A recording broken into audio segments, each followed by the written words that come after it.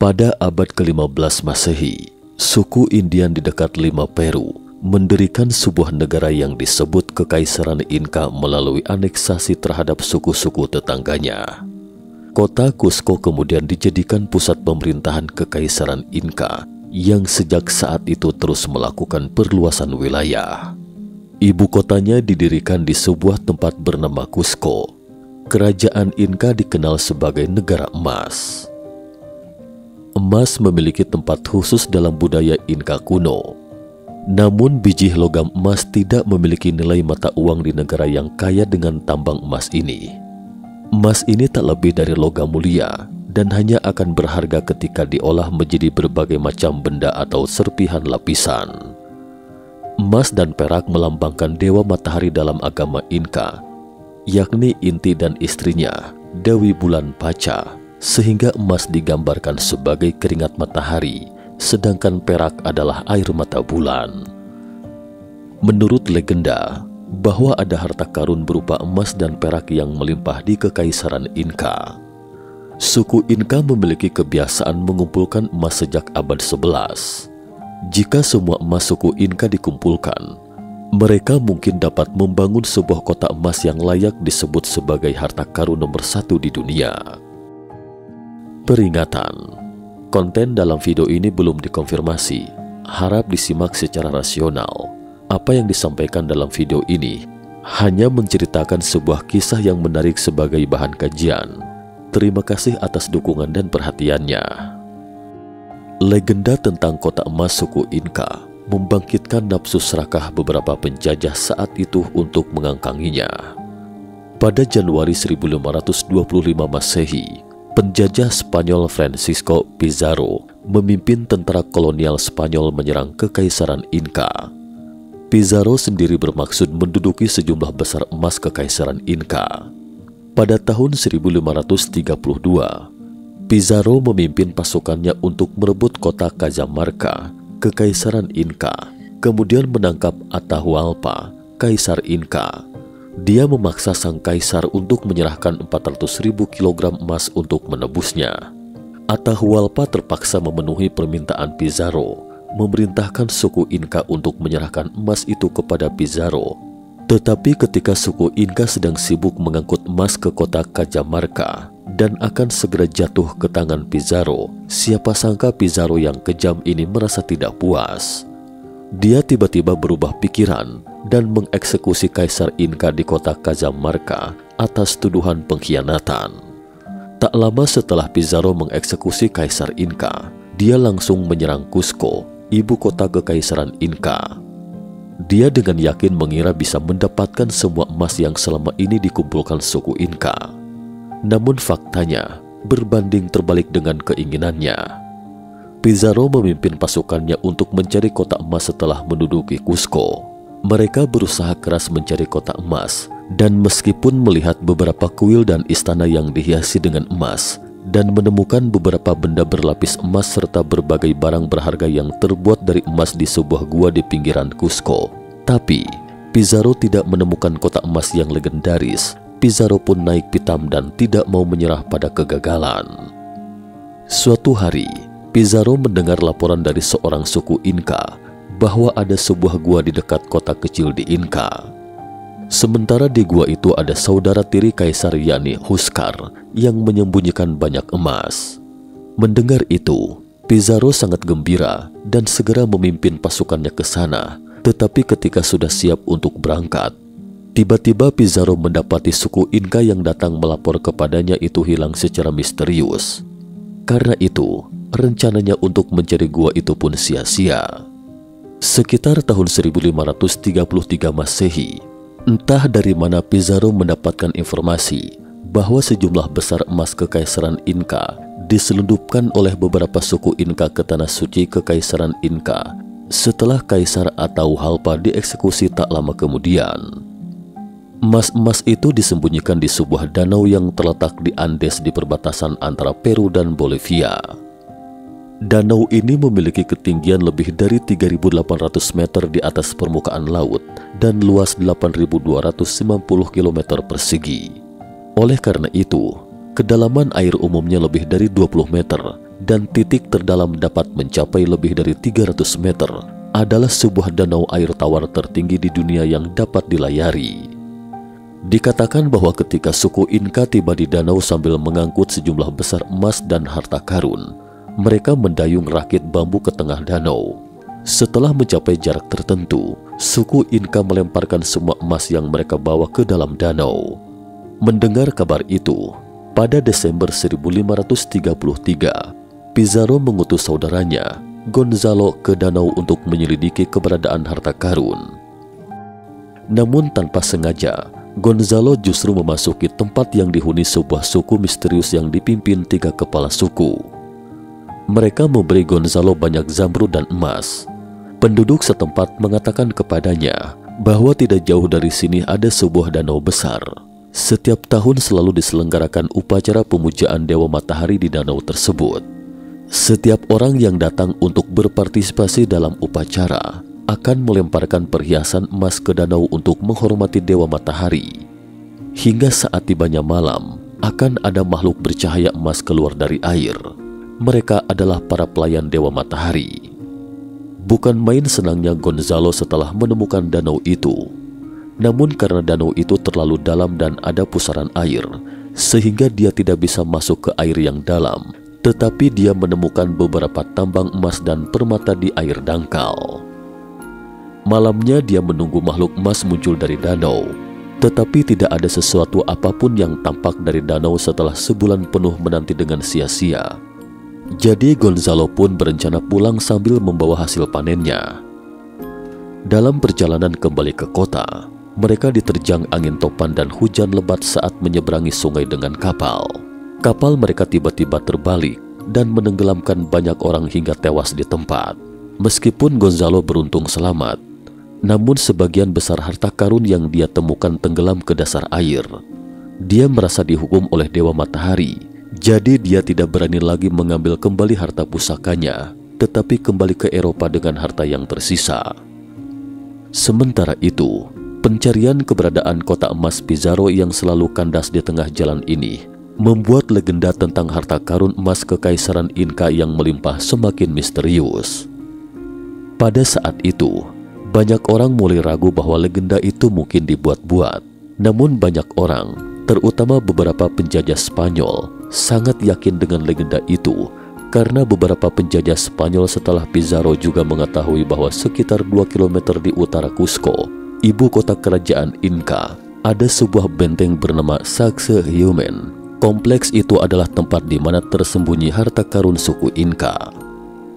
Mereka menduga bahwa sejumlah besar emas suku Inka mungkin terkubur di sana. Jadi mereka pun ke Sacsayhuaman ini berkali-kali untuk mencarinya.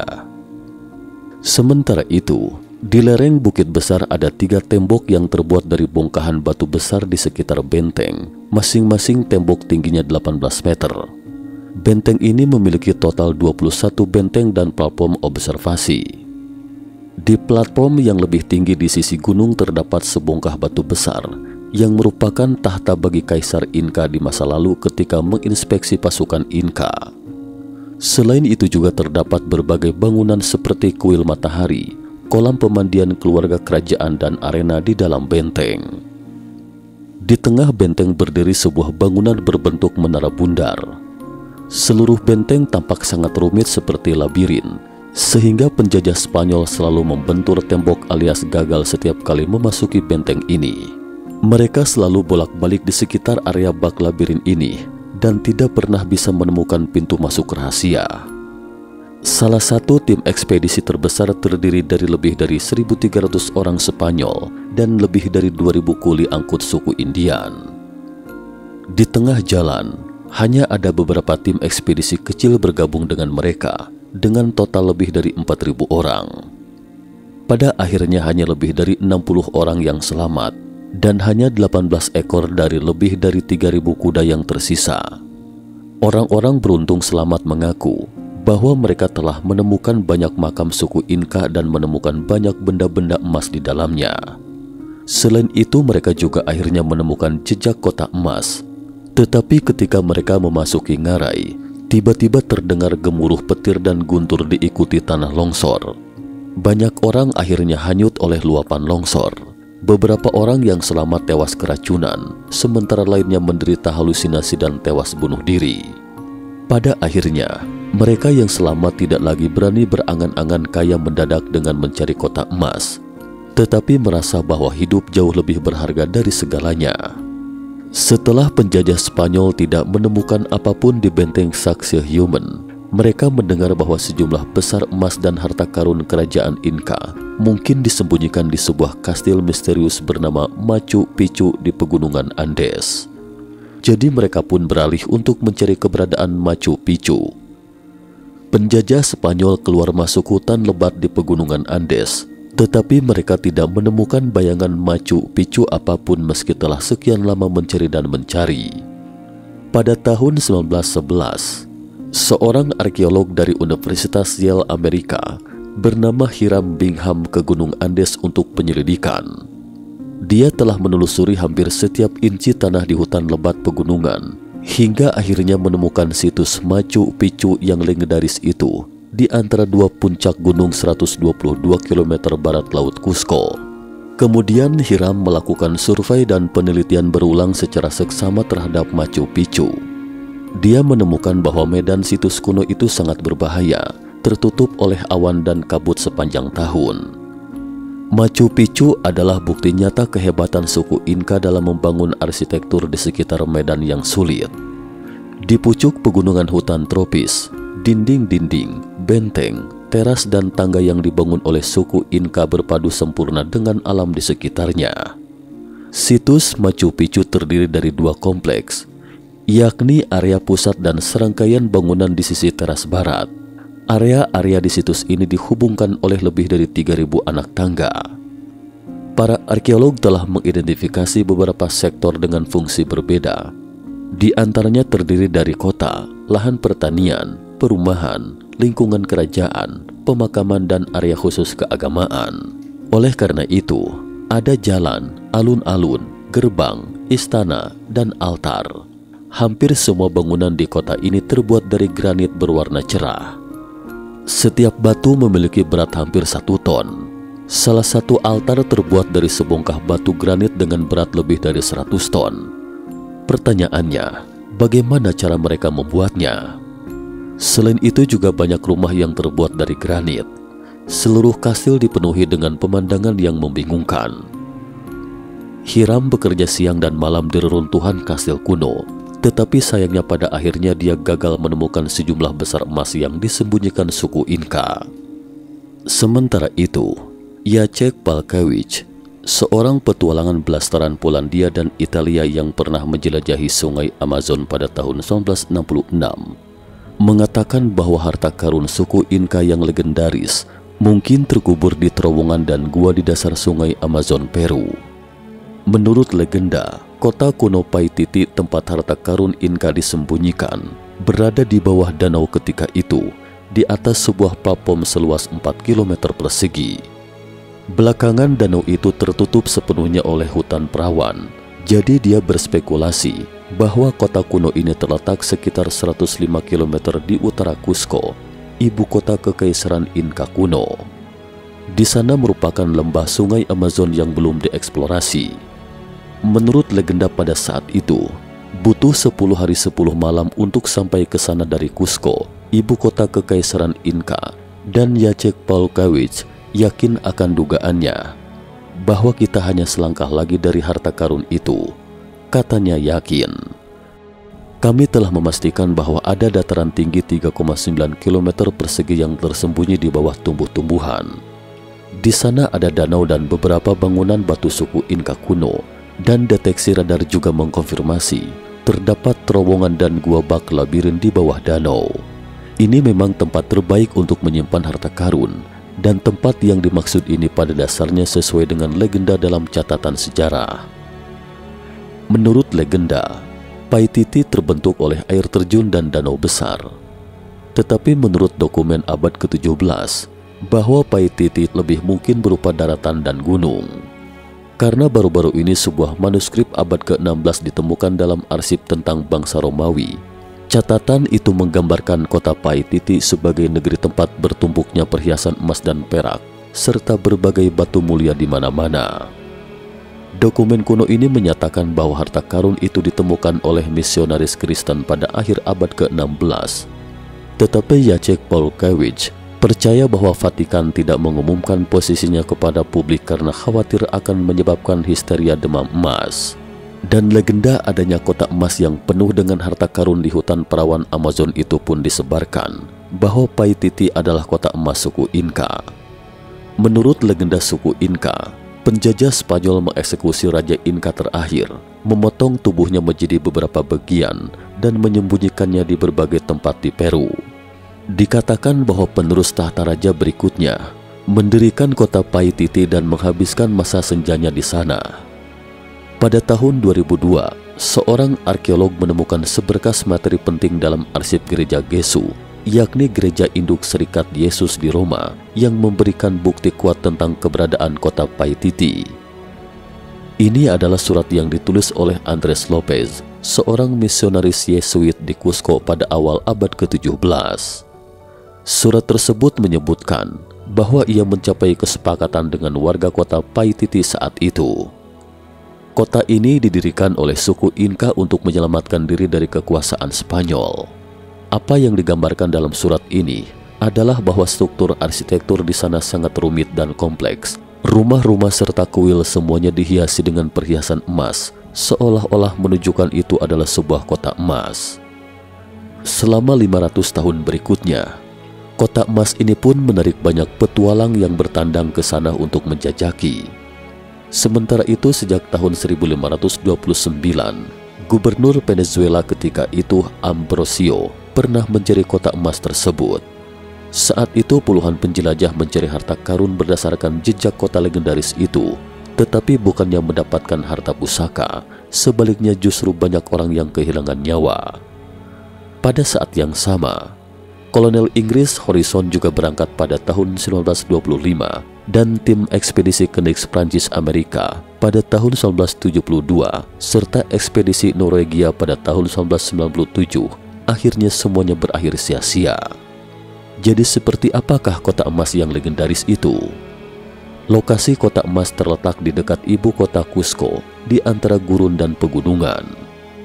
Bagi suku Inka, emas sangat disakralkan, sehingga mereka akan menggunakan emas untuk memuji para dewa dan menggunakannya untuk memuliakan apa yang mereka anggap sebagai produk yang indah dan hebat. Oleh karena itu, semua kuil yang dipersembahkan kepada dewa matahari terbuat dari emas. Pada tahun 1969, dua penebang Kolombia secara tidak sengaja menemukan sebuah gua saat sedang bekerja. Mereka menemukan 9 patung yang terbuat dari emas murni, baju besi dari emas, ribuan keping ornamen emas dan sejumlah besar permata di dalam gua. Pada akhirnya, semua emas ini diangkut oleh pemerintah Kolombia dan beberapa di antaranya dipajang di museum. Ada yang mengatakan, gua itu adalah kota emas yang legendaris, dan legenda kota emas selalu menarik orang-orang Eropa untuk menjelajahi benua Amerika. Meskipun legenda ini belum terbukti, namun para penjajah telah menuai kekayaan yang sangat besar. Dari abad ke-16 hingga ke-19, Spanyol menambang 2,5 juta kilogram emas dan 100 juta kilogram perak dari benua Amerika ketika itu. Menurut antropolog, pandangan bahwa suku Inka melarikan diri ke kota Paititi dan mengubur harta karun di sana hanyalah sebuah legenda dan tidak ada bukti yang dapat diandalkan untuk mendukungnya. Sementara itu, iklim dan penyakit yang tidak dapat diatasi yang dihadapi oleh suku Inka yang tinggal di dataran tinggi, seperti Black Death pada saat itu, dapat membalikan hipotesis bahwa mereka pernah tinggal di sana dan menghubur harta karunnya, sehingga jejak misteri kota emas kekaisaran Inka kuno telah tertutupi seiring berlalunya waktu. Entah belahan bumi mana lagi yang akan terus menyebarkan kecemerlangan yang menyilaukan itu, menunggu ditemukannya harta duniawi oleh manusia serakah berikutnya. Cukup sekian dulu topik kita hari ini. Jika suka dengan video mata ketiga, jangan lupa like, subscribe, dan share. Terima kasih atas perhatiannya dan sampai jumpa di episode berikutnya.